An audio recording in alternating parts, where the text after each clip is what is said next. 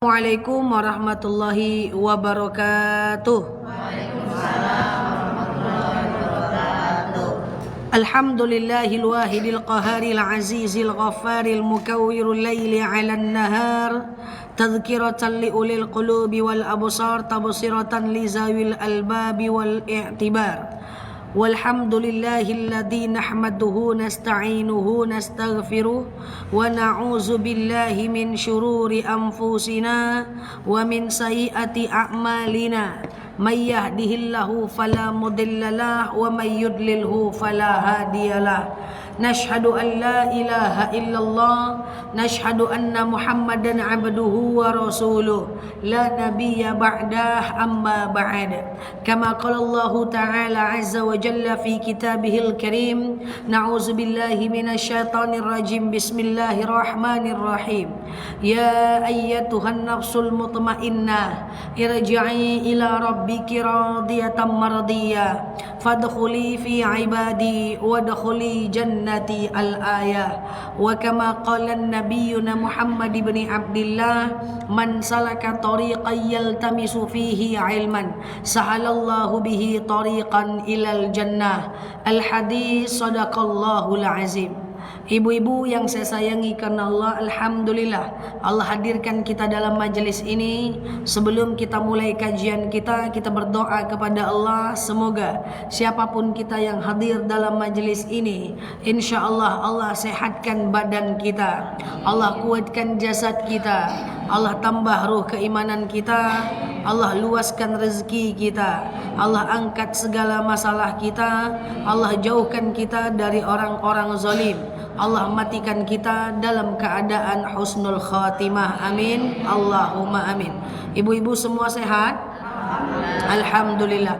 Selanjutnya innallaha wa malaikatahu yusalluna 'alan nabi ya ayyuhalladzina amanu sallu 'alaihi wa sallimu taslima. Salawat salam kita hadiahkan kepada baginda Rasulullah sallallahu alaihi wasallam dengan lafaz Allahumma salli ala Muhammad wa ala ali Muhammad. Ibu-ibu yang saya sayangi karena Allah, alhamdulillah hari ini di minggu pertama ya. Di minggu pertama di hari Sabtu kita belajar tentang bab tauhid. Nah, ibu-ibu yang saya sayangi karena Allah, kemarin kita udah belajar tentang apa kemarin? Ihsan ya. Ihsan. Baik, ibu-ibu, hari ini kita belajar tentang bab takdir. Oke, bab takdir. Jadi catatan ibu itu kan minggu pertama tauhid. Tulis, sisakan beberapa lembar. Minggu kedua nanti fikih, sisakan beberapa lembar. Minggu ketiga nanti sirah, sisakan beberapa lembar. Biar ibu tahu batasan kajiannya sampai di mana. Jadi dia tidak bercampur. Buku tarjimnya bedakan dengan buku tausiahnya. Beda kan? Atau baca puasa situ sadonya. Bedakan bukunya. Ya, ini buku tarjim. Ini buku Untuk tauhid satu, nanti untuk fikih satu, jadi lain-lain. Oh, untuk tauhid satu bukunya. Oh, banyak buku cuma anak sekolah. Siap. Lebih lagi pada anak sekolah ya. Oke, baik ibu-ibu yang saya sayangi karena Allah, kita belajar bab tauhid, bab dasar ya. Hari ini kita belajar tentang konsep takdir. Coba jawab seperti yang sering saya sampaikan. Ibu-ibu, takdir itu rukun iman nomor 6 apa?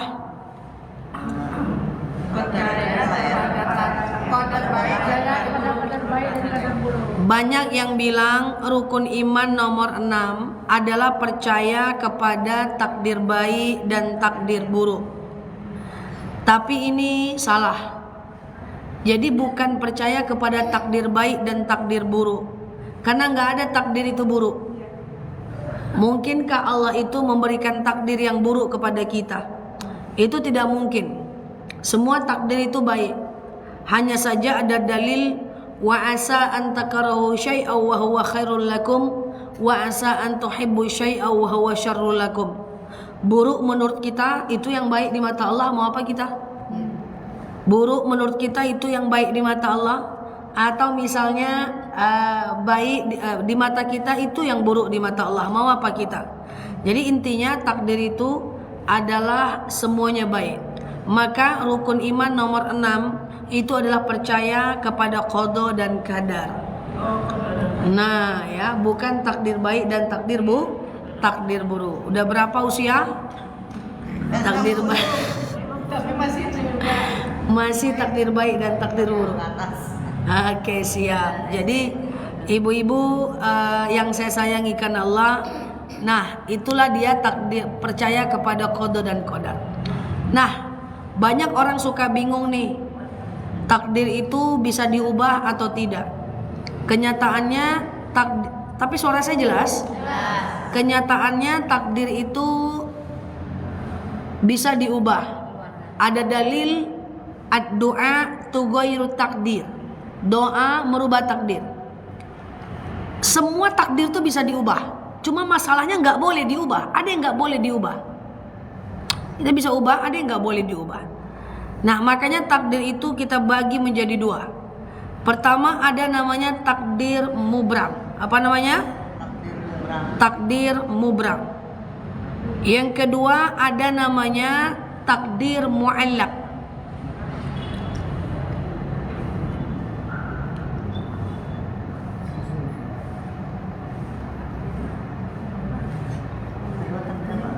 Takdir mu'allaq.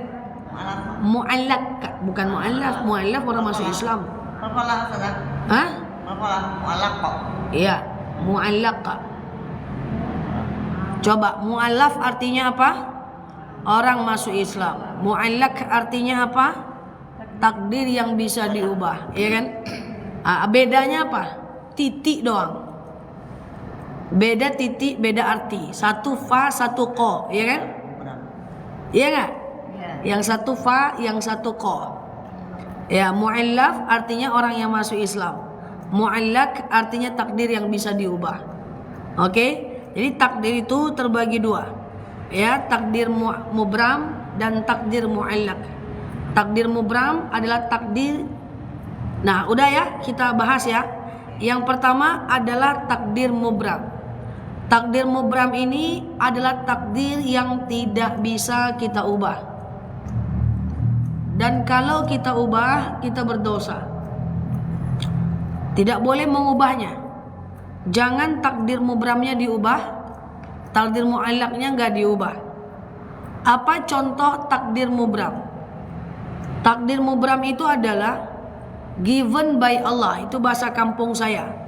Bahasa lainnya adalah takdir yang datang dari Allah, yang dia itu melibatkan Allah 100%. Contohnya apa? Contoh, Allah ciptakan kita perempuan. Itu takdir mubram. Allah lahirkan kita dari keluarga Jawa.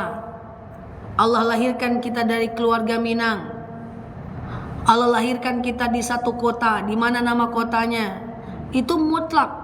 Kita dilahirkan dari rahim ibu yang tidak bisa kita pilih. Emang ibu dulu pilih-pilih? Coba makku makmu ya. Ada ya kawan saya kayak gitu. Coba makku makmu ya Nel. Mungkin dia sukses, aku udah ada ya. Karena dia dikekang sama emaknya, gak boleh kemana-mana kan. Cuma boleh di kantor aja, gak boleh ngejar yang lain. Coba makku makmu Nel. Udah sukses aku kayak emu ya. Emaknya pula disalahkan ya kan. Jadi itu gak bisa. Ya kan.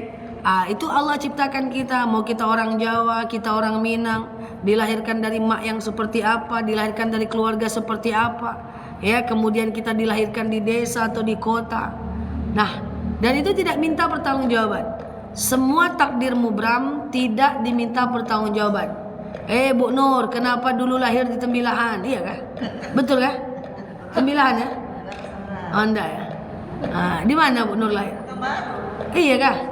Oh, senior, warga Pekanbaru senior.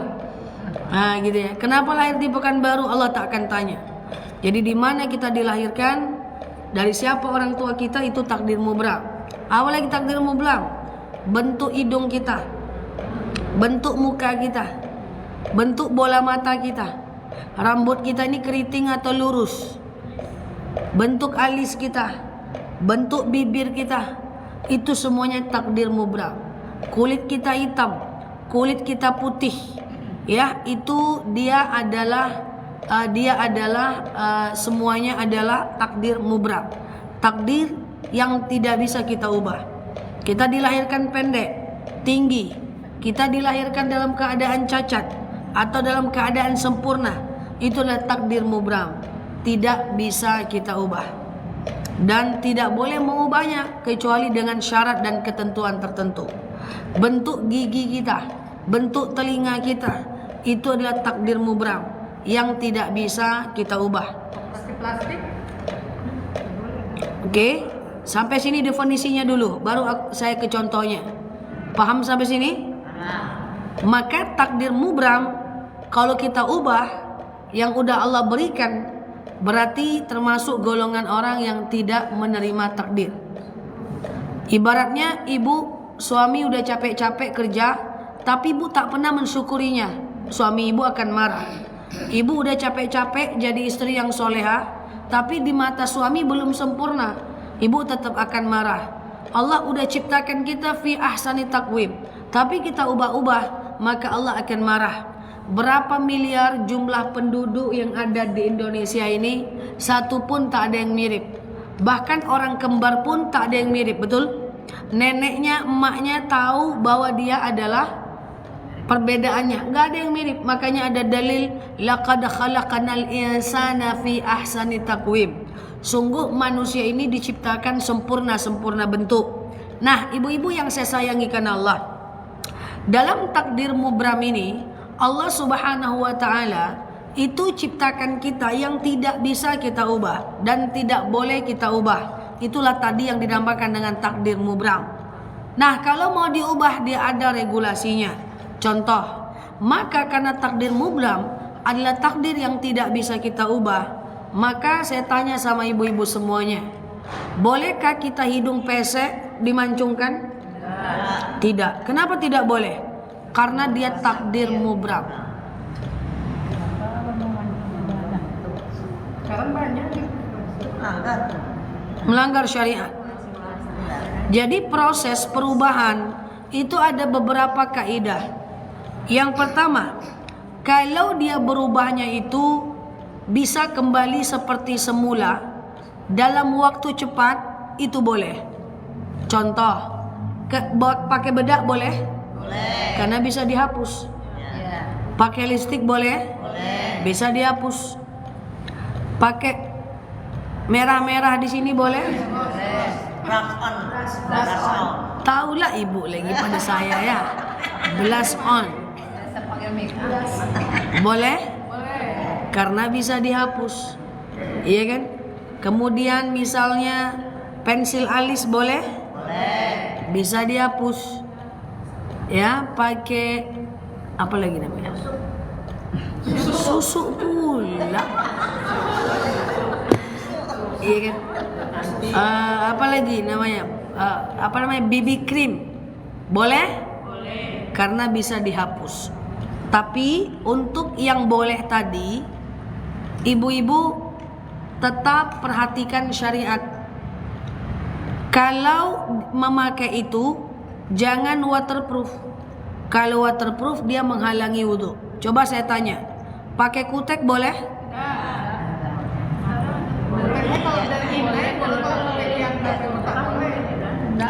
Kutek bisa dihapus? Jadi pakai kutek itu boleh. Cuman waktu ngambil wudhu, ibu harus hapus supaya wudhunya masuk ke dalam kukunya, air wudhunya. Jadi umpamanya gini Ustazah, berwudhu dulu, berwudhu pakai kutek, sholat boleh? Boleh, nggak ada masalah. Tapi sesudah itu harus dihapus. Iya, 5 kali sehari semalam lah ngapus. Iya kan? Karena dia tidak permanen, iya kan? Nah, hati-hati ibu kalau pakai bedak, pakai lipstik. Tadi hukumnya apa? Pakai bedak, pakai lipstik. Hukumnya apa? Boleh. Tapi jangan waterproof. Waterproof itu anti air. Pakai maskara boleh? Kenapa boleh tadi? Karena bisa dihapus. Tapi kalau maskaranya itu waterproof, boleh? Boleh. Tapi dihapus pas mau ngambil wudhu, paham? Tapi bikin capek aja, nggak usah. Nah, itu aja kerja. Nah, 5 kali sehari, belum termasuk duha lagi.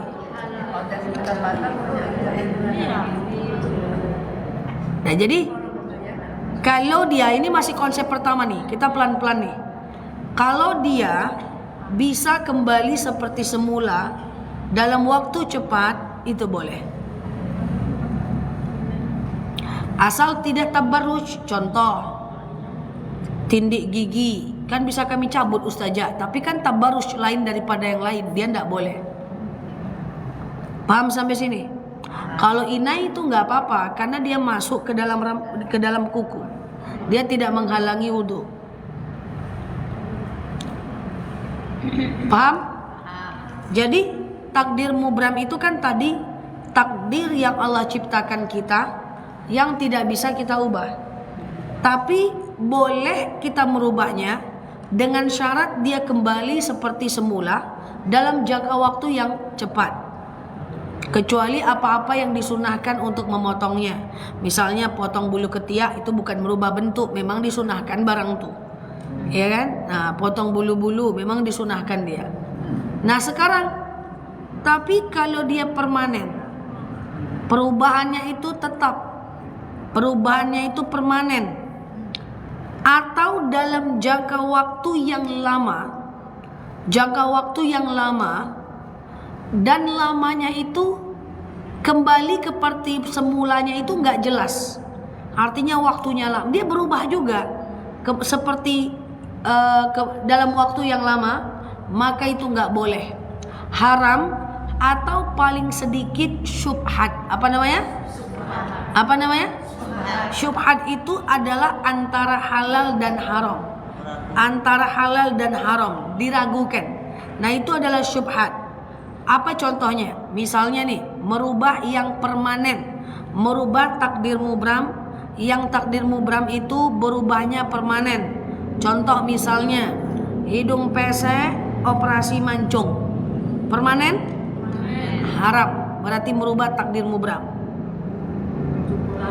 Bibir tipis jadikan lebar, lebar jadikan tipis, boleh? Karena dia permanen, iya kan?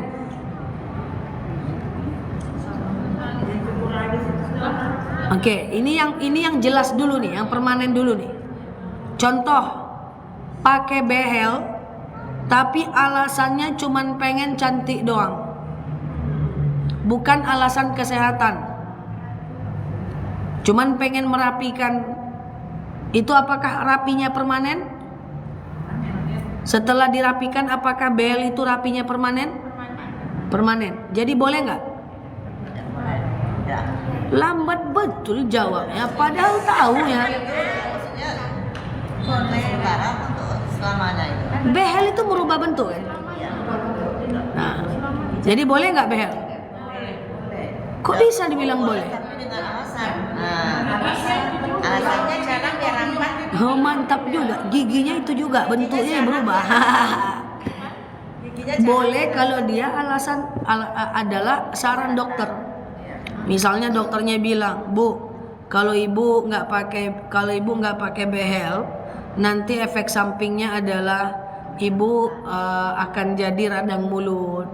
Nanti gigi ibu nggak teratur sehingga terjadi peradangan." Itu boleh. Tapi kalau pengen cantik-cantik doang nggak boleh. Berarti tergantung niat ya, Bukan tergantung niat, tergantung fakta. Bu, ada nggak mudorotnya kalau kita nggak pakai behel? Kalau ada mudorotnya, ada alasan kesehatannya, boleh pakai. Ya, tapi kalau alasannya adalah sekedar cantik aja, itu syubhat.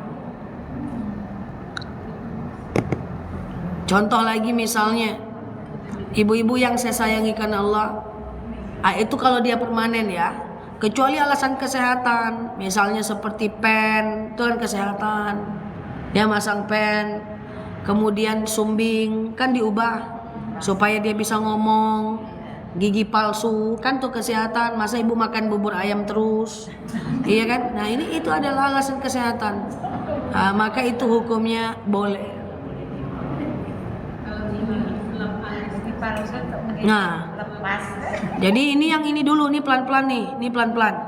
Kalau yang dia bisa kembali seperti semula itu boleh, asal jangan waterproof, ya kan gitu kan. Tapi kalau dia permanen itu jangan sama sekali, oke? Nah sekarang nomor 3, ada yang semi permanen. Dia bisa kembali seperti semula, tapi lama. Kalau gigi palsu permanen boleh? Boleh, kan alasannya kesehatan. Tapi ini yang nomor 3 nih. Kalau yang tadi kalau langsung berubah seperti semula kan boleh. Kemudian kalau dia permanen berubahnya kan nggak boleh. Sekarang ada nih, dia berubahnya itu lama. Dia tidak permanen tapi lama. Paham maksudnya nih? Dia tidak permanen tapi lama, berubahnya seperti bentuk semula. Maka status hukumnya syubhat. Apa namanya? Syubhat. Syubhat itu adalah bainal haram wal haram. Bainal haram wal haram. Bainal halal wal haram. Antara halal dan haram. Status hukumnya ini tak jelas. Maka orang yang beriman, kalau status hukumnya tak jelas, maka dia disarankan untuk meninggalkannya. Apa contoh? Cukur alis. Bisa kembali lagi semula? Tapi lama, jadi tak boleh. Paham? Tapi kalau pensil alis boleh, karena balik kepada poin pertama. Kalau cuman sisir alis boleh, poin pertama. Sekarang rebonding atau smoothing bisa kembali lama, maka syubhat. Ini harus pintar nih, biar nggak ngeblunder ini. Nah, cat rambut, semangat kali bilang boleh. Cat rambut, kalau cat rambut itu dia masuk ke dalam rambut seperti henna yang kita beli di Mekah itu, hukumnya boleh. Tapi kalau cat rambut yang dijual orang banyak, itu dia menutupi rambut, dia tidak boleh. Kan kembali nanti seperti semula, maka waktunya lama, jangan dipakai.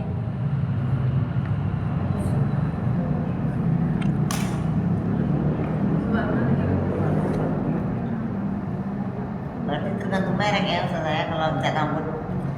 Iya, saya rasa belum temukan lagi. Katanya cat rambut tapi halal. Halal itu zatnya, Bu. Ada kutek halal. Halal itu zatnya. Ini kutek halal nih. Halal itu zatnya. Ya halal, dia tidak terbuat dari bahan najis. Dia tidak terbuat dari daging BABI. Halal. Tapi pas diaplikasikan kan tetap nutupin kuku. Kalau tetap nutupin kuku, pakai. Tapi jangan nanti tapi pas mau wudu dibuka.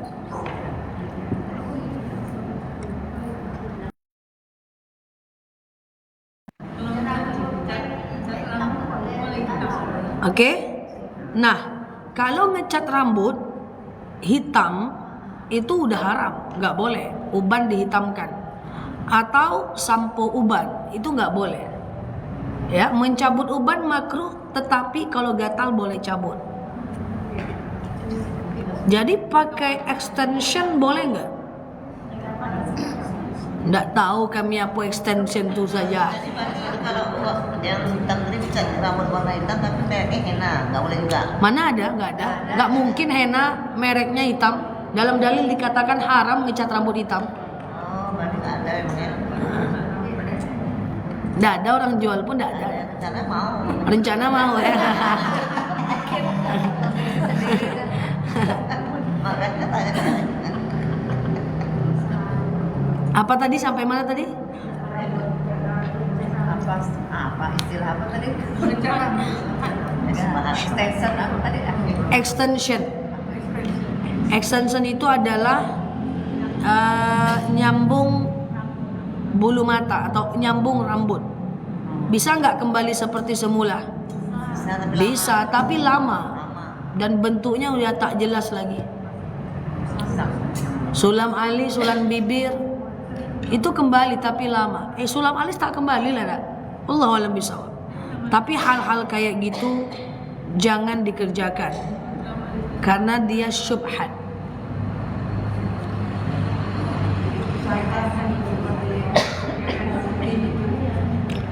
Kalau dia perawatan seperti skincare misalnya ya, dia perawatan misalnya seperti skincare gitu ya, kemudian seperti yang namanya serum, itu adalah sama dengan obat. Dia untuk kesehatan harus pakai itu. Atau ibu minum kolagen, atau ibu pakai serum ya, atau ibu pakai daily glowing moisturizer, itu boleh aja, nggak ada masalah. Kalau suntik pemutih syubhat karena dia bukan bagian dari perawatan, dia merubah takdir mubram, bisa hitam legam jadi putih macam Aisyah.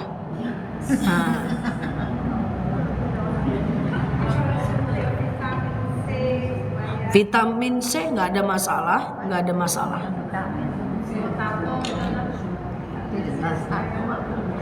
Kalau cat rambut hitam, tapi kan keluar saya tutup aurat, Ustazah.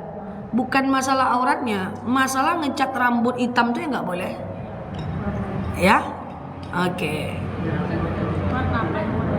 Selain warna hitam boleh, tapi mereknya, tapi dia yang masuk ke dalam rambut seperti henna. Jadi itu adalah takdir mubram. Ya. Nah, kalau mau juga dia yang pakai henna yang dia masuk ke dalam rambut. Ke dalam rambut. Oke? Paham atau bingung?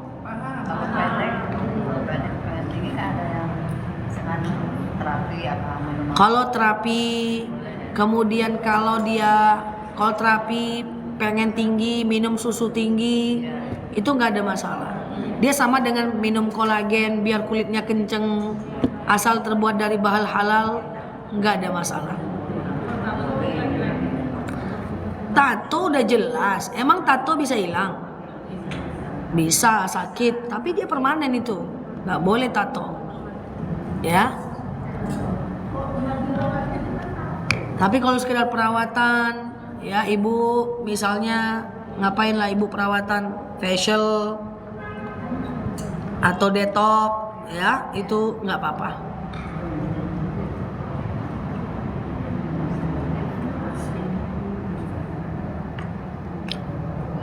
Yang gemuk, pengen kurus, itu alasan kesehatan kan? Gemuk kan tak sehat. Nah, ibu pengen kurus, biar lutut tumit berdamai dengan hati. Nah, ibu kurus. Apa? Enggak nyindir saya.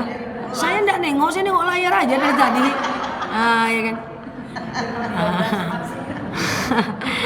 Oke. Behel udah tadi ya. Oke. Sedot lemak boleh nggak? Lemak. Boleh kan, lemak perawatan juga ya? Iya, dia termasuk perawatan, disedot lemaknya. Ya, silahkan. Sedot lemak boleh, Ustaz, tapi tak tahan uangnya. Ya. Nggak tahan uangnya ya.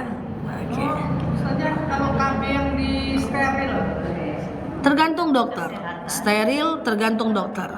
Kalau dokternya ngomong, Bu, kalau ibu nggak steril, nanti ibu kalau hamil suami ibu akan kemungkinan lewat Banyak. atau misalnya anak ibu nanti bakal nggak sehat dan ibu diharuskan untuk steril untuk hifzun nafs, menjaga nyawa. Kalau dia tak punya anak lagi gitu? Nyawa itu boleh. Kalau menjarakkan KB masih bisa, ada ulama yang membolehkan.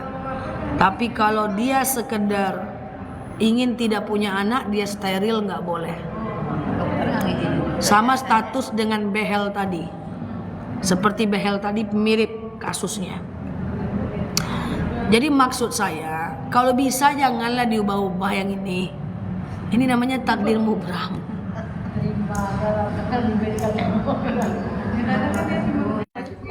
Cukur alis sudah dibahas ya. Cukur alis tadi boleh atau enggak? Cukur alis dia masuk dalam kategori gimana yang cukur alis? Nomor 3. Dia kan ada 3 kategori.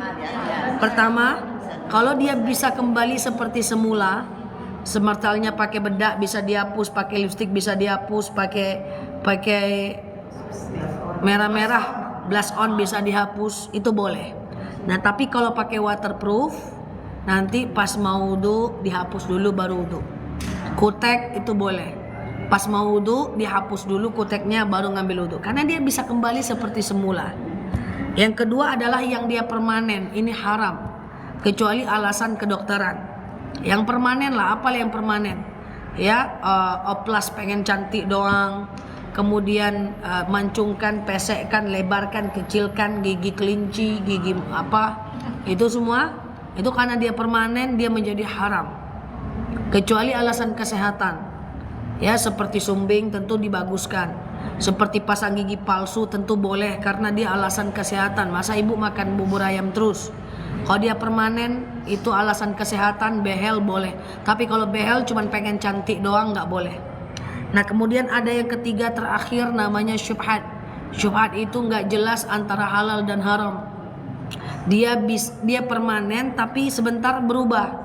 Dia berubahnya lama, tetapi dia akan kembali seperti semula tapi lama. Contohnya cukur alis tadi, ya kan? Smoothing, rebonding, keriting, ya kan? Nah, itu semuanya adalah dia berubah tapi lama. Jadi status hukumnya nggak jelas. Dia berada di tengah-tengah, dia syubhat. Tapi orang yang beriman pada hukum yang syubhat yang nggak tentu, maka ini adalah hukumnya ditinggalkan saja. Saya udah terlanjur Ustazah. Saya udah terlanjur tanam hidung, tanam benang, sulam ini, sulam semuanya udah terlanjur. Abaikan. Kan kita nggak ngerti dulunya. Insyaallah innallah yaghfirul. Mantan-mantan terlanjur ya. Oke. Kalau udah terlanjur yang lalu biar berlalu. Allah karim. Oke. Kalau gigi tambal tentu boleh. Gigi tambal kan ada alasan kesehatan ya. Oke. Ustazah tarik benang, tarik benang. Tanah. Tarik tanah. Apa? Tarik benang. Tanah. Berubah bentuk. Ada benang yang tarik. Boleh tuh dong. Itu untuk supaya ibu penuaan dini kan? Iya, pakai. Nih, udah usia ini tuh juga lagi mau pakai ya. Nah, makanya bilang sama anak-anak ibu, kalau udah usia 30-an mulailah perawatan, pakai skin yang halal, minum kolagen supaya fleknya berkurang, pakai SPF keluar rumah, biar nanti usia 40 nggak heboh dengan tanam benang, tanam kantong gitu. Ya kan, perawatan tuh sejak dini, ya kan? Oke. Dah. Paham? Gigi palsu ya nggak apa-apa. Oke? Nah, sekarang itu adalah takdir mubram. Ya, itu adalah takdir mubram. Takdir yang nggak bisa diubah. Ada 3 kategorinya. Kemudian yang kedua, ada namanya takdir mu'allaq. Apa namanya? Takdir mu'allaq. Takdir mu'allaq ini adalah takdir yang bisa kita ubah dan harus diubah. Takdir yang bisa kita ubah dan harus diubah. Kalau dia buruk, bisa kita jadikan baik. Contoh misalnya, kita dilahirkan dari keluarga, ini kan udah mu'allaq ya. Contoh, kita dilahirkan dari keluarga yang tidak ada ilmu pengetahuan. Maka kita cari ilmu, kita ubah takdir kita. Kita dilahirkan dalam keluarga yang miskin, kita cari kerja supaya derajat keluarga kita menjadi naik dan menjadi orang yang mapan. Kita ditakdirkan dalam keadaan misalnya dari keluarga yang kehidupannya serba susah, maka kita berjuang mencari rezeki supaya takdir kita berubah. Nah, ini takdir mu'allaq. Yang diubah tuh ini bukan bentuk hidung. Ini orang terbalik-balik. Aku kan gak ada ilmu dong, gak diubah. Aku nih kan memang hidup kayak gitu aja dari keluarga yang susah. Nggak diubah, bentuk hidung diubahnya. Nah, ini orang tak bisa tempatkan mana takdir mubram, mana takdir mu'allaq. Maka yang kita ubah itu mu'allaq. Nasib kita, takdir kita, ya itu kita ubah. Nah, sekarang kita belajar lebih bagus lagi. Saya mau tanya, bahwa jodoh itu takdir nggak? Mu'allaq atau mubram? Mu'allaq. Jodoh itu takdir mubram atau mu'allaq? Mu'allaq. Bukankah Allah udah tentukan jodoh seseorang di Lauhil Mahfuz? Bisa milih.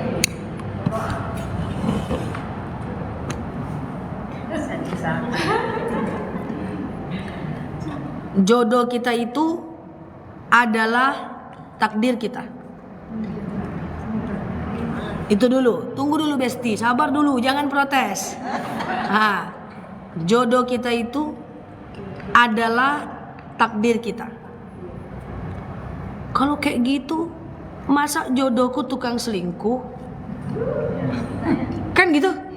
Masa jodohku pemabuk? Iya kan? Masa jodohku adalah orang yang suka marah-marah? KDRT. Masa jodohku adalah orang yang KDRT? Jadi gini, jodoh kita, takdir kita. Tapi pemabuk, selingkuh, dan kemudian dia pemabuk, dia selingkuh, kemudian dia itu adalah menjadi orang yang suka mukul, itu adalah mu'allaqnya dia. Itu sifatnya dia, yang dia diminta pertanggungjawaban. Paham nggak? Coba pelan-pelan. Takdir mubram adalah takdir yang tidak bisa kita ubah, dan kita tidak akan diminta pertanggungjawaban atas itu, ya kan? Iya nggak sih? Kita tidak bisa diminta pertanggungjawaban atas perbuatan itu, atas yang Allah ciptakan kita. Tapi kalau takdir mu'allaq, diminta nggak pertanggungjawabannya atas perbuatan kita itu.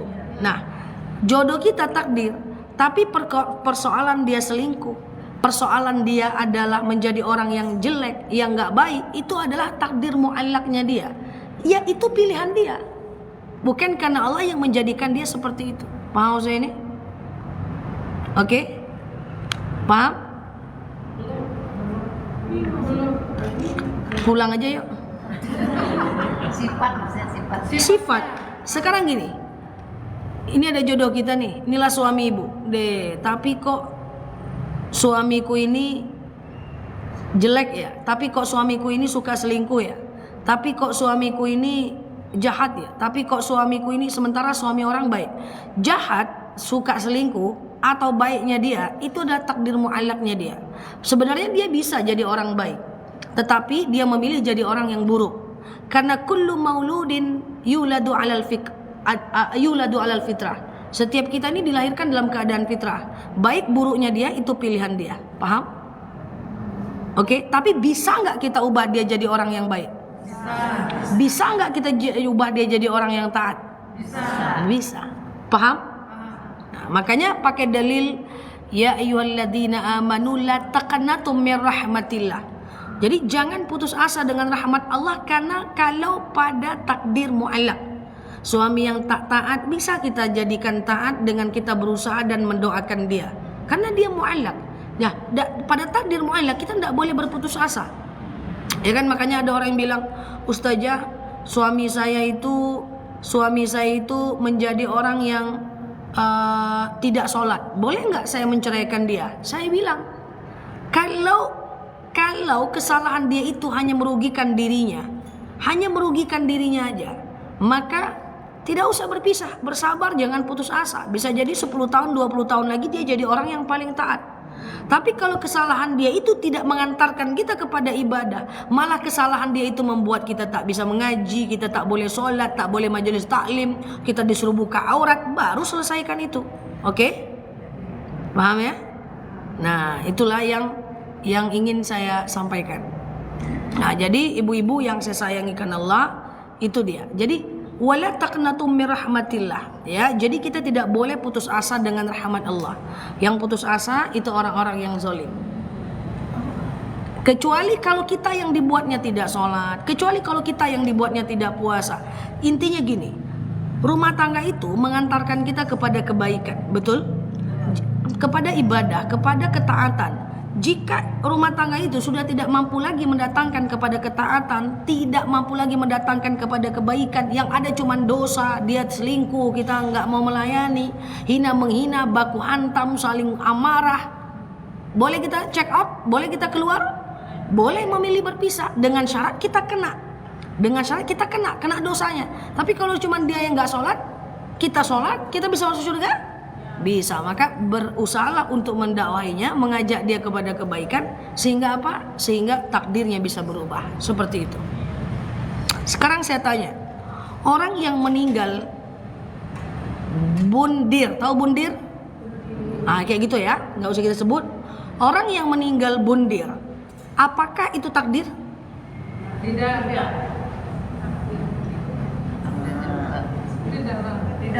Itu perbuatan dia. Pilihannya. Orang yang bundir, apakah itu takdir? Tapi kok dia mati? Tergantung apa kenapa tidak? Berarti takdir. Tapi ada juga yang bundir tak mati. Berarti takdir atau enggak? Apa nih yang kapal? Pulang aja yuk. Jadi gini, bundir itu bundir itu kayak gitulah. Nggak bisa disebut. Kalau sebut pelanggaran di TikTok ya. Jadi kayak gini ya. Besok misalnya kita jadwal meninggal. Misalnya ada orang, misalnya katakan besok jam 1 jadwal mati kita. Jadwal mati kan takdir. Mana bisa diubah? Ada dalilnya. Idza jaa ajaluhum la yastakhiruna sa'atan wa la yastaqdimun. Iya kan?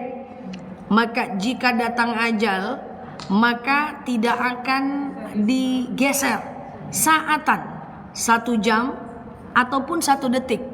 Jadi jadwal mati itu adalah dari Allah. Iya dong? Betul? Katakan besok hari Minggu, jadwal mati kita jam 1 siang, jadwal meninggal kita jam 1 siang. Oke? Katakan jadwal meninggal kita jam 1 siang. Itu takdirmu Bram, Bu. Nggak bisa ibu ubah, Bu. Udah besok Bu jam 1, Bu. Oke? Tapi cara meninggalnya kita yang tentukan. Itu mu'allaq. Kalau besok ibu lagi pengajian, maka berarti ibu meninggal dalam pengajian, mati syahid. Kalau besok jam 1 ibu lagi joget-joget buka aurat, maka meninggalnya lagi berjoget. Kalau ibu besok ke mall, maka ibu ke mallnya itu meninggalnya di mall. Kalau ibu besok lagi berceramah, maka meninggalnya lagi berceramah. Tapi kebetulan besok ibu diputusin oleh mantan, ibu bundir, matilah saat bundir itu. Karena pada faktanya ada orang yang bundir tak mati, paham maksudnya ini? Maka kita tidak akan diminta pertanggungjawaban atas kematian kita. Kita cuma diminta pertanggungjawaban atas sebab kematian kita. Kalau sebab kematian kita ini mati syahid, dapat pahala kita, mu'allaq dia. Kan mu'allaq bisa diubah. Kalau sebab kematian kita ini karena bundir, karena misalnya adiksi, kecanduan, overdosis, maka kita akan berdosa atas kematian kita itu. Maka saya sering bilang, jadwal mati tak bisa kita usahakan, cara matinya bisa kita usahakan. Makanya ingat konsep peluang, bahwa semakin banyak peluang, semakin besar kesempatan. Orang yang sering keluar rumah, kesempatan meninggal dalam keadaan kecelakaan lebih besar dibanding orang yang di dalam rumah, kan begitu. Orang yang rajin majelis taklim meninggal dalam keadaan majelis taklim jauh lebih besar peluangnya dibandingkan dia tidak majelis taklim. Makanya kurang-kurang yang mubah, tidur-tidur, ngalai-ngalai, baring-baring, ngango-ngango, cerita, gosip, kurangi. Takutnya matinya lagi bergosip. Kan gitu maksudnya. Paham nih? Ada pintar dah. Jadi ceritanya kita tuh harus tahu nih. Oke, meninggal memang urusan Allah, tapi saya harus berusaha untuk meninggal dalam keadaan baik. Nah, itu mu'allaq itu. Meninggalnya kayak gimana? Itu mu'allaq itu. Kalau lah mati ke mati jonyo. Iyo, tapi macam mana cara matinya itu? Ya kan? Sama dengan orang yang suka ROKOK itu kan? ROKOK, ya kan? Kalau mati jonyo, tapi dia mati macam mana bentuknya? Kita kan kalau bisa mati itu di masjid, majelis taklim, saat baca Quran, lagi pusing ngafal surat Asy-Syams, ya kan? Kalau bisa kan matinya kayak gitu. Lagi pusing tarjim. Nah itu. Jadi meninggalnya itu dari Allah. Cara meninggalnya kita yang tentukan, kita yang perjuangkan. Makanya kenapa hidup kita ini hampir 24 jam kita usahakan berbuat yang baik-baik, ke masjid, baca Quran, majelis taklim, dengar ceramah, kurangi gosip, kurangi jalan ke tempat yang sia-sia. Biar andaikan itu jadwal mati kita matinya baik, gitu loh maksudnya. Nah, paham? Ustazah kan katanya umur itu bisa diperpanjang, berkahnya yang diperpanjang. Dia lebih berkah umur itu. Ya. Bukan jadwalnya. Apa nih maksud intinya Ustazah? Intinya berubahlah pada takdir mu'allaq. Jangan yang mubram diubah, yang mu'allaq tak diubah. Bentuk hidung diubah, ketaatan tidak diubah, bentuk bibir diubah, tetapi ilmu nggak ditambah. Itulah maksudnya. Nah, yuk kita kaitkan dengan proses memahami takdir mu'allaq. Ustazah, saya udah berusaha merubah. Ini mu'allaq ya, mu'allaq, takdir yang bisa diubah. Saya udah berusaha merubah takdir mu'allaq. Kata ustazah tadi, kalau dilahirkan dalam kondisi anak itu adalah anak saya, maka anak saya itu ustazah idealnya menjadi anak yang soleh. Saya pengen. Kata ustazah kan bisa diubah. Saya ajak anak saya menjadi anak yang baik. Saya ajak anak saya menjadi anak yang soleh dan soleha. Ya kan? Merubah takdir kan? Yang tadinya durhaka menjadi baik kan?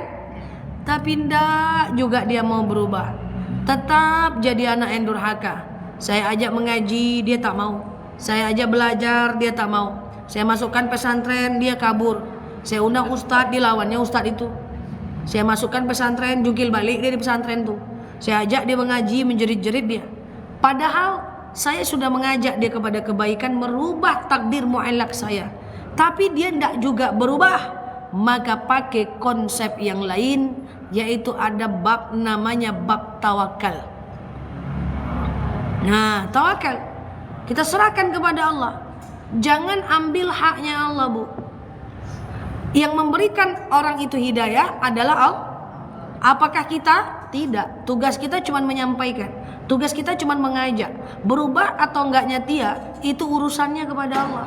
Itu urusan Allah. Jangan dipaksa orang untuk berubah. Enggak bisa. Agamanya enggak bisa dipaksa. Apalagi cuma ketaatan. La ikraha fiddin. Iya kan? Nah, la ikraha fiddin. Ya, maka tidak ada pemaksaan dalam agama. Saya berdakwah itu adalah ingin merubah mu'allaq. Ibu tadi tak pandai, saya ingin menjadikan kita semua pandai. Yang tadi kita nggak ngerti ilmu agama, saya ingin kita semua ngerti ilmu agama. Berusaha merubah takdir mu'allaq. Dulu mungkin ibu nggak belajar agama, dulu mungkin tidak ada ustadz-ustadz di kampung kita, mungkin dulu kita dilahirkan dari keluarga yang nggak ngerti, mungkin dulu ada ustadz tetapi jauh jalan kaki baru bisa pengajian. Kita ubah takdir mu'allaq itu.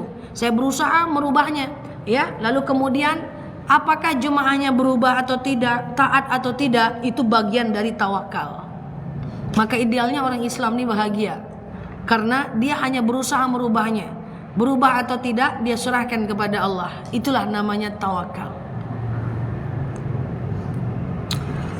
Banyak orang yang gak tawakal, baik dalam hal kecil maupun dalam hal besar. Banyak sekali. Dia selalu memikirkan hal yang belum terjadi. Asumsinya gerak duluan dibanding Allah mengerjakan. Dalam hal kecil, mau keluar rumah, deh kalau macet gimana ya? Belum macet lagi udah deh. Baru mau jemur pakaian, aduh kalau hujan cemana ya? Dia gak tawakal. Aduh kalau masa depan takut miskin. Masa depan takut miskin. Masa depan itu bukan untuk ditakuti, bukan untuk dibawa was-was. Masa depan itu untuk dipersiapkan biar rasa takutnya berkurang. Takut miskin, hiduplah lebih hemat, baik, supaya punya ilmu. Takut masuk neraka, kumpulkan amal ilmu banyak-banyak. Jadi masa depan tuh bukan untuk ditakuti, masa depan tuh untuk dipersiapkan. Ada konsep tawakal di dalamnya, di belakangnya. Nah kalau ini kita paham nih, maka insya Allah hati kita akan lapang, karena tauhidnya udah benar. Karena intinya adalah, saya sering bilang seperti bulan lalu, takwa itu mau nggak mau, suka nggak suka, ikhlas nggak ikhlas, perintah Allah kerjakan. Mau nggak mau, suka nggak suka, ikhlas nggak ikhlas, larangan Allah tinggalkan. Enak karena dilarang, tinggalkan. Contoh mantaplah rambut hitam tanpa uban, tarik sedikit, sop, terkejut jemaah, Bu Nur nih, gitu kan? Suka, tapi Allah larang, tinggalkan. Extension, cantik kita pakai extension tubuh. Lentik bulu mata gitu sampai 1 kilometer ke depan. Teman-teman saya yang pakai extension tuh cantik betul. Mau saya, suka saya lihatnya, pengen cantik kayak gitu juga. Tapi kan Allah larang, tinggalkan. Walaupun kita suka. Oh ada yang kita tak suka, tapi Allah suruh kerjakan, kerjakan. Bangun tengah malam, mengantuk-ngantuk. Ya Allah, kalau enggak karena perintah kau ini, takkan ku kerjakan. Karena ini perintahmu lah aku kerjakan. Walaupun berat, kerjakan. Kan takwa. Puasa, lapar. Tapi karena ini perintahmu ya Allah, saya kerjakan. Itulah kalau tauhidnya benar. Kan kita udah belajar soal ini kemarin. Takwa. Nahan marah. Mana enak nahan marah ustazah. Sakit jantung mati nanti. Kita nih hidup nih maunya plong. Aku tuh orangnya pokoknya apa yang ada isi hati aku sampaikan. Aku ingin jadi diri aku sendiri. Mana bisa? Emangnya bisa kita jadi diri sendiri tapi nyakitin hati orang lain? Tahan amarah. Nggak enak ustazah. Kalau nggak enak, kalau itu perintah Allah, kerjakan. Tahan marah. Nggak boleh marah nyakitin orang lain.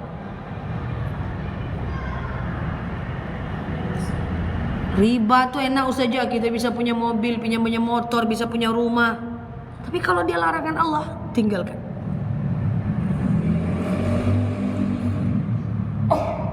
Yang ngeluh-ngeluh tuh Ustazah, yang mengeluh-ngeluh tuh termasuk syirik kan? Ngeluh-ngeluh kan?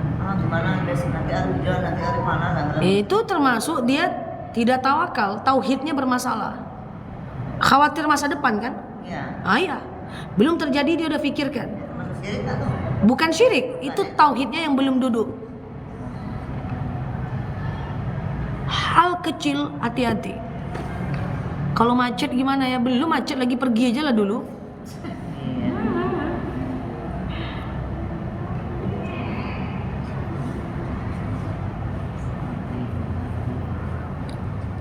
Mati ketakutan Ustazah. Kayak Bu Erna mamanya kan menghafal tarjim nih. Mati ketakutan sebenarnya mati. Tapi mati ketakutan menghafal tarjim. Menghafal, Mati takut. Takut ngapal. Dengar nengok mobil saya aja udah ketakutan. Oh, datang mobil saya hilang loh. Tutup aja kaca tuh besok. Gak tahu di mana mobil saya. Saya itu ada jamaah saya bilang, saya itu satu yang saya takutkan di dunia nih sekarang. Apa? Bunyi pintu mobil ustazah. Katanya kalau ada bunyi pintu saya, ustazah udah datang lah itu. Takut, saya takut menghafal, takut sama ustazah atau Tadi saya hafal, tapi nengok mobil ustazah hilang semua hafalan saya. Enak nggak? Nggak enak. Tapi itu perintah Allah, kerjakan. Kalau ada belajar tuh enak, semua orang pintar, Bu. Mana ada? Kami pun belajar berderai air mata kok. Saya belajar berderai air mata. Ibu-ibu belajar berderai air mata. Silahkan, nggak ada masalah. Kalau ada belajar enak, semua orang pintar. Paham? Udah sebaik ini saya takut juga ya sama saya. Mana pernah saya marah? Nah, ya kan? Nah, apa tuh? Kenapa takut-takut?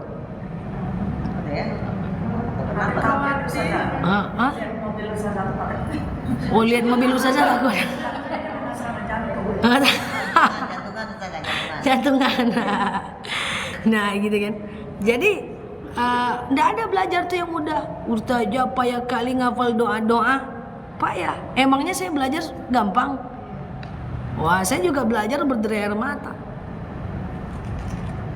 Tapi saya kalau belajar kayak gitu. Ya Allah, kalau nggak karena Engkau tak akan kukerjakan ini. Baca depan lupa belakang, baca depan lupa belakang, bingung kayak gitu. Tapi kan dia seperti pisau, makin lama diasah makin lancar. Sakit berobat misalkan masih muda, tapi rasanya udah usaha. Itu tahu itu masalah juga. Oh, sakit udah berusaha, belum sembuh juga. Ya. Pertanyaannya? Rasa-rasanya kok masih makin berobat kok masih ada aja penyakit. Kok masih ada aja penyakit? Kan endingnya tawakal. Nah, makanya ambil hikmah.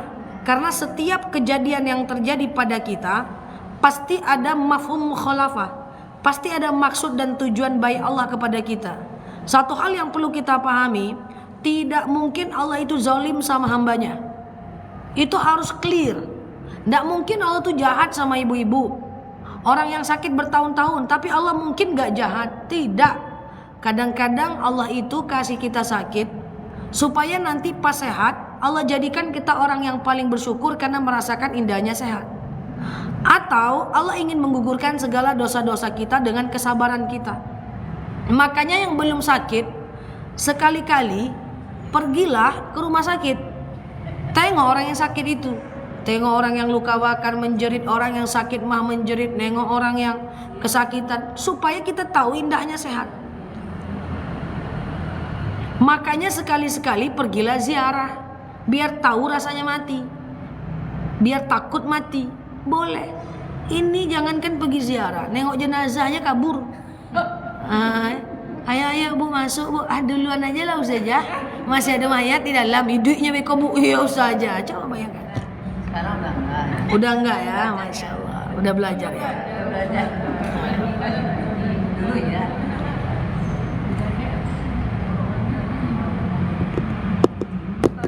Kalau ada orang ditimpa musibah, misalnya dia terbakar atau apa, itu dosa dia atau apa dia? Ada orang rumahnya kebakaran, ada orang rumahnya terbakar. Itu karena dosa dia atau karena apa? Tergantung, cuman dia dan Allah yang tahu. Kalau dia tak sholat, dia tak puasa, nikmatnya banyak. Makin dia nggak sholat, makin banyak nikmat. Pernah kan lihat orang tak sholat, tak puasa, kasar, tapi rezekinya banyak? Nah, orang itu istidraj. Allah akan berikan nikmat kepada orang yang maksiat, sampai nanti Allah cabut nikmat itu secara mendadak. Itulah namanya rumah terbakar mendadak, kemudian PHK mendadak. Itu musibah. Kalau dia tidak taat, itu azab, musibah. Tapi kalau dia udah sholat, dia udah puasa, dia udah sedekah, dia udah keluarkan sebagian harta, ya, dia udah zakat, dia udah sedekah, terbakar juga rumahnya, itu ujian. Ujian itu adalah engkau taat tapi tetap dikasih kesulitan. Allah ingin melihat apakah dengan sulit itu masih tetap bertahan gak dalam ketaatan atau menyerah di tengah jalan. Kalau gini, ya Allah aku udah sholat, udah puasa, udah sedekah, udah zakat, kok terbakar juga rumahku ya, percuma aku sholatnya, besok gak usah lah sholat. Ah, itu gagal dia tuh. Ada orang kayak gitu kan? Percuma aku berdoa, enggak juga doh. Kata ustazah kalau kita sedekah nanti Allah ganti rezeki kita. Saya sedekah tapi hilang juga motor saya, tak usah lagi sedekah percumanya. Itu gagal tuh. Kita sedekah, hilang motor kita, tetaplah kita sedekah. Allah itu ingin melihat kesetiaan kita. Jadi jangan kita nilai pula orang, woi rumahnya terbakar, tulah musibah tuh. Cuman dia dan Allah yang tahu itu musibah atau ujian. Jangan untuk menilai orang, nilai diri kita. Oke? Kita itu kalau dapat ilmu, atau saya memberikan ilmu, atau saya dapat ilmu, itu tujuannya tunjuk ke dalam, jangan tunjuk keluar. Banyak orang dapat ilmu tunjuk keluar. Kemarin ada jemaah saya belajar tentang perbedaan musibah dan ujian. Ditengoknya rumah kawannya terbakar, itu musibah tuh Zah, dia jahat tuh, tunjuknya keluar. Itu kita jadi obesitas rohani. Maka berapa banyak orang yang punya ilmu tapi untuk nunjuk-nunjuk salahnya orang dan merasa dia paling benar. Dan dia tidak mengamalkan. Kabura maqtan indallahi an taquluna 'alallahi ma la ta'lamun. Ilmu yang kita dapat untuk tunjuk kita, bukan tunjuk orang. Kita tak boleh menghakimi orang. Karena sekarang orang jahat bisa jadi suatu ketika dia lebih taat daripada kita. Tugas kita kalau dia tak baik kita nasihati, tak boleh menghakimi. Karena banyak orang-orang yang jahat pada akhirnya masuk surga. Karena hidayah Allah bisa jadi akan datang pada masanya. Islam ini indah, tak boleh menghakimi orang lain. Hanya boleh menghakimi diri sendiri.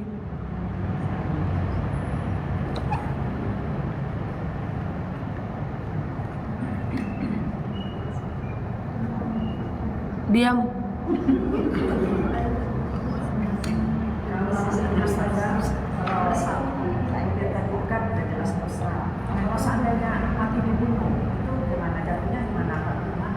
Sama.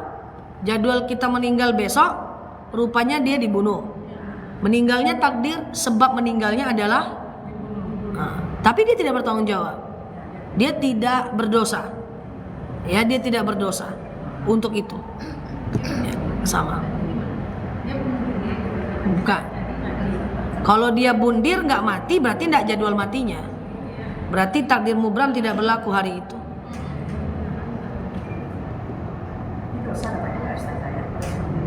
Bundir.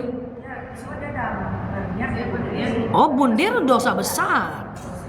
Bundir dosa besar. Berdiri saja, tapi dia nggak tahu meninggal, setelah 3 bulan dia meninggal. Berarti bundirnya tetap berdosa. Aktivitas bundir itu berdosa. Hidup setelah itu baru Aktivitas bundirnya berdosa. 3 bulan matinya, tengok lagi nanti matinya gimana, meninggalnya gimana. itu tergolong bunuh diri atau tidak? Oh iya, ada aktivitas bundir. Kullukum ra'in wa kullukum mas'ulun an ra'iyatihi. Setiap kita itu pemimpin dan akan diminta pertanggungjawaban. Tangan kita, mulut kita, semua diminta pertanggungjawaban. Dan semua ada hukum di sini. Ada dosa dan pahala di sini. Semua ini, semua organ kita ini ada dosa dan pahala. Lisan ada dosa pahala, tangan ada dosa pahala. Makanya ngomong tuh, cakap tuh baik-baik. Jangan nyakitin hati orang. Setiap orang yang tersakiti kita ada dosa di sana. Kalau ngomong kita nyenangkan hati orang, menghargai orang, maka ada pahala di sana. Kalau ngomong jelek-jelek ada dosa di sana. Kalau ghibah ada dosa. Kalau nasihatin orang ada pahala. Apalah arti sebuah kata? Kata itu sangat berarti. Karena saya sering bilang, hukum itu berlaku pada kata. Orang nikah pakai kata-kata kan? Mana ada ijab kabul dalam hati? Orang masuk Islam pakai kata-kata syahadat kan? Orang mu'alaf tak sholat dia, kalau dia nggak ngomong dia murtad, nggak akan murtad dia. Walaupun dia nggak sholat, dia tetap Islam. Ada kata-kata. Talak pakai kata-kata, iya kan? Maka bukanlah apa arti sebuah kata. Kata itu bermakna. Bahkan nilai orang tuh dari cakapnya. Mana bisa nilai dari hatinya? Belalah dadaku, aku tak mampu. Wah, ya kan? Oke? Bundir itu banyak nanya, bundir itu apa? Tak bisa disebut di TikTok. Ya, catatkan aja teman-teman. Oke, silakan. Sholat kan? Mau dia meninggalnya bundir, mau dia meninggalnya mabuk, mau dia meninggalnya zina, mau dia meninggalnya dalam keadaan apalah, maka tugas orang hidup wajib menyolatkan, wajib mengkafani. Soal sholat nggak sholatnya dia, meninggalnya dalam keadaan gimana itu urusan dia dengan Allah. Sama, wajib. Kadang-kadang kemarin ada kasus di mana ada seorang masyarakat tidak mau menyolatkan karena meninggalnya mabuk. Nyari saya. Akhirnya saya kumpulkan petinggi-petinggi di masyarakat itu. Agama Islam ini agama yang rahmatan lil alamin. Meninggalnya dia karena apa itu urusan dia dengan Allah. Tapi menyolatkan dan memandikan dia itu kewajiban kita kepada Allah. Kalau kita tak memandikan, tak menyolatkan dia, satu kampung kita berdosa. Itulah agama Islam itu indah. Dalam agama Islam la yaziratun wizra ukhra. Kita nak nanggung beban dosa orang. Kita nak nanggung beban pahala orang. Maka jangan sampai ada orang jahat ibu jahat balik. Jahat enggak jahatnya dia itu urusan dia dengan Allah. Banyak orang suka kait-kaitkan, ngapain aku sedekah sama dia ustazah? Bisa jadi dia itu kaya. Bohong atau enggak kaya, bohong atau enggak bohongnya dia urusan dia dengan Allah. Yang sedekah kita tetap diterima oleh Allah. Mau sedekah banyak kali mikirnya. Pengemis kalau dia kaya gimana ya? Enggak jadi. Mau sedekah ke mertua, dia mertuaku jahat, enggak jadilah, enggak jadi lagi. Mau sedekah ke kawan, kawan tuh enggak taiyatan, enggak pura-pura miskin aja, padahal dia kaya, enggak jadi. Mau dia gimana pun itu urusan dia kepada Allah. Sikap kita itu menjadi pahala dan dosa kita. Kadang-kadang itu godaan syaitan, makanya kita enggak jadi sedekah.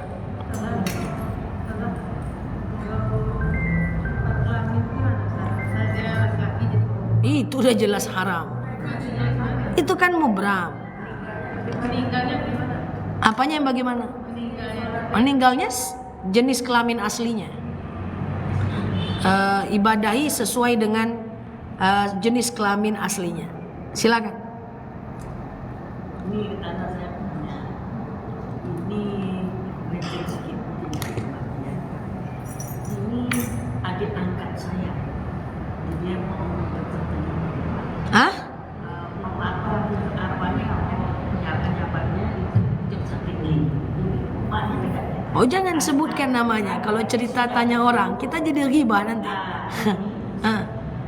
Waktu dia gadis, dia Islam, keturunan orang lain, jumpalah jodohnya orang Kristen, nikah dia. Setelah nikah masuk Kristen, setelah anak dia masuk lagi Islam, dia bertobat. Kak saya bertobat, saya bilang kan itu tuh mau main kan, ternyata saya tahu ini. Sudah itu tuh bertobat dia berjilbab dia betul-betul di jalan di agama Islam. Itu jangan tahu. Jadi sebenarnya pertama sebelum saya jelaskan, kalau kita bertanya jangan tunjukkan rumahnya, kita ghibah nanti. Itu rumahnya, tahu pula saya. Kacau, ya kan. Jadi kalau kita nggak kenal nggak apa-apa. Misalnya di online kan kita saling kenal. Ustazah ada adik kandung saya, tuh rumahnya di situ. Nanti kita jadi ghibah. Oke, jadi intinya seperti ini. Jadi kalau kita ada orang yang tadinya non muslim, kemudian mu'alaf, murtad lagi, kemudian mu'alaf lagi, sebenarnya kalau hukum Islam yang sebenar-benarnya itu tidak boleh, itu dosa besar. Bahkan pada masa Abu Bakar itu orang seperti itu dibunuh. Orang murtad itu dibunuh. Saking banyaknya orang murtad setelah kematian Rasulullah SAW. Tapi kalau seandainya kita hidup pada masa pemerintahan yang demokrasi, bukan pemerintahan Islam, maka saran saya, ketika dia udah masuk ke dalam agama Islam, dia udah bertaubat, dia udah berubah baik-baik, tetap sampaikan kepada dia masih ada peluang untuk bertaubat. Karena baik lebih bagus daripada dia balik lagi untuk jadi orang yang tidak baik. Jadi jangan kita bilang, wah dah nih doa percuma, kau solat percuma, kau ini kau mempermainkan agama. Dah usah. Lebih baik kita munculkan peluang baik untuk dia. Wala taqnatu min rahmatillah. Kita tidak boleh putus asa dengan rahmat Allah. Semoga karena sistem pemerintahan kita ini kan tidak ada bunuh-bunuh kan, kalau untuk orang-orang yang murtad dan mu'alaf. Semoga Allah mengampunkan. Itu aja lagi. Innallaha yaghfiru dzunuba jami'a. Allah mengampunkan semua dosa kita. Tapi kalau ibu tanya, apakah itu dosa besar? Itu dosa besar. Tapi apakah diampunkan oleh Allah? Sebenarnya orang murtad itu harus dibunuh. Tapi karena kita bukan menganut sistem pemerintahan Islam, dia masih hidup. Tapi maukah kita bilang sama dia, percuma kau ibadah? Kan nggak kayak gitu sikap kita. Maka kita tetap membuka peluang kebaikan supaya dia tetap berbuat baik. Seperti itu. Oke? Dah? Balik kita lagi? Dah, ubah takdir mu'allaq ya? Oke? Nah, jangan berubah-ubah takdir mubram. Kita Ya. kan tidak bertanggung jawab atas dosa orang lain. Kalau anak kita tanggung jawab. Anak kalau belum balik kita tanggung jawab dosa dia. Kalau dia udah balik kita nggak tanggung jawab lagi. Kalau dia belum balik kita tanggung jawab. Kita tanggung jawab. Kalau dia udah balik lepas. Kan ada riwayat yang meninggal, kan orang tuanya banyak anaknya tuh nggak mau kita udah masuk surga. Katanya ada riwayat yang nggak jadi masuk surga orang tuanya karena anak. Karena anak. Jadi gini, ada anak tak sholat, dia udah balik, tak sholat, kita diamkan. Itu dosanya karena mendiamkan kesalahan. Bukan kita nanggung dosa anak. Jangankan anak lagi, ibu gosip saya diamkan, ibu zina saya diamkan. Saya juga dosa. Jadi kalau ada anak tak sholat kita diamkan. Nanti ketika di akhirat dia akan nuntut kita. Orang tua saya tahu saya tidak sholat tapi dia diamkan saya. Kita mau masuk surga, maka kita akan tetap bersamanya di neraka. Mempertanggungjawabkan karena kita tak mendidiknya dengan baik. Tapi kalau kita ajak sholat dia tak mau, kita ajak puasa dia tak mau, kita ajak sholat dia melawan, kita masukkan pesantren dia kabur. Kita udah berusaha, tapi akhirnya dia nggak taat. Di akhirat nanti dia akan nuntut, ya Allah jangan orang tua aku masuk surga karena aku tidak jadi anak soleh karena dia adalah mak aku. Ibu kan bisa protes, Allah itu hakim yang paling adil. Udah ya Allah, tapi dia yang tidak mau, ibu tetap masuk surga. Ibu, saya sering bilang, kita ini sayang-sayang nih cuma di dunia. Di akhirat itu kita saling menuntut.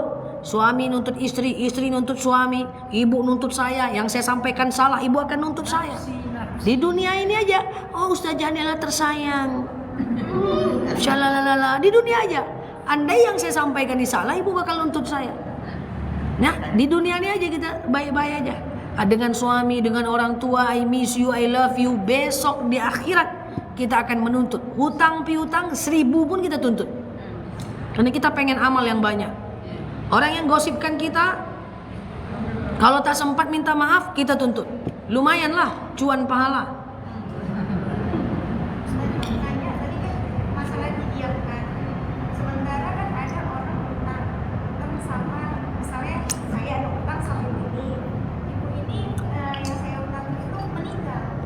Sementara ibu ini tahu saya itu punya utang sama ibu ini. Itu gimana? Apakah Bu Nur ini menghilangkan ke saya? Bu Nur harusnya mengingatkan ibu. Sementara nanti Bu Nur ini mengingatkan, kalau saya sampaikan nanti saya marah sama. Itu ya kan dia nggak boleh. Kan udah sering saya bilang, kalau mau mengingatkan orang, ingatkan aja dulu.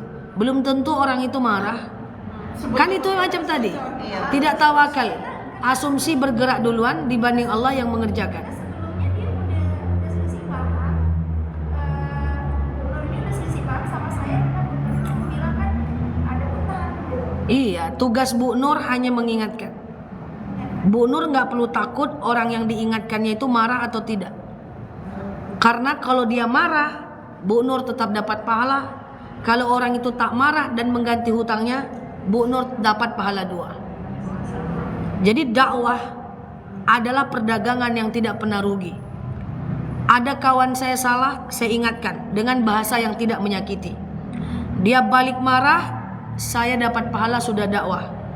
Dia memaki saya dapat pahala 2, sabar dalam dakwah. Toh ternyata akhirnya dia mengamalkan, saya dapat amal jariah atas ilmu yang saya berikan. Tak ada ruginya mengingatkan orang. Dakwah yang tak pernah rugi, at-tijaratu indallah, dagang kepada Allah. Hadis. Oke? Sampai berapa kali Ustaz kita mengingatkan orang itu supaya berbaik? 3 kali? Kalau 3 kali ya. Kalau seandainya 3 kali dia nggak mau juga, Abaikan. biarkan aja gitu. Iya. Karena dakwah yang paling minim adalah diam. Oke? Wallahu a'lam bishawab. Demikian kita akhiri ala hazihi niyah al-Fatihah.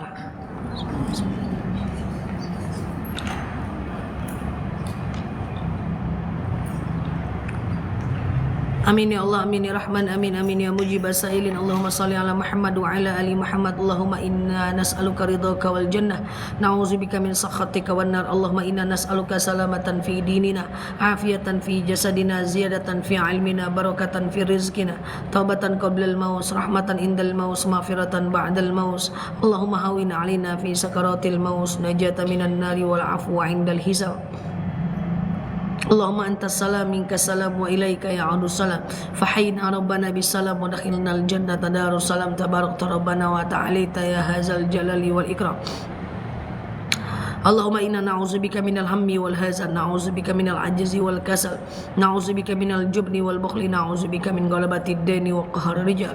Allahumma yassir alaina umurana wa la tu'assir alaina umurana ya rabbal alamin.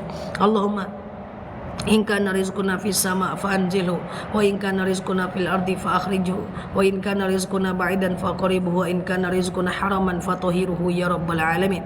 Allahumma rabbana anfa'na bima 'allamtana wa 'allimna ma yanfa'una. Allahumma rabbana hab lana min azwajina wa zurriyyatina qurrata a'yuni waj'alna lil muttaqina imama. Allahumma ighfir lana dhunubana wa liwalidina warhamhuma kama rabbawna shighara. Allahumma astajib du'ana ya Allah, astajib du'ana ya Rahman ya Rahim ya mujibas sailin. Allahumma salli ala Muhammad wa ala ali Muhammad. Subhana rabbika rabbil izzati amma yasifun, salamun alal mursalin, alhamdulillahi rabbil alamin. Wallahu a'lam bisawab. Assalamualaikum warahmatullahi wabarakatuh.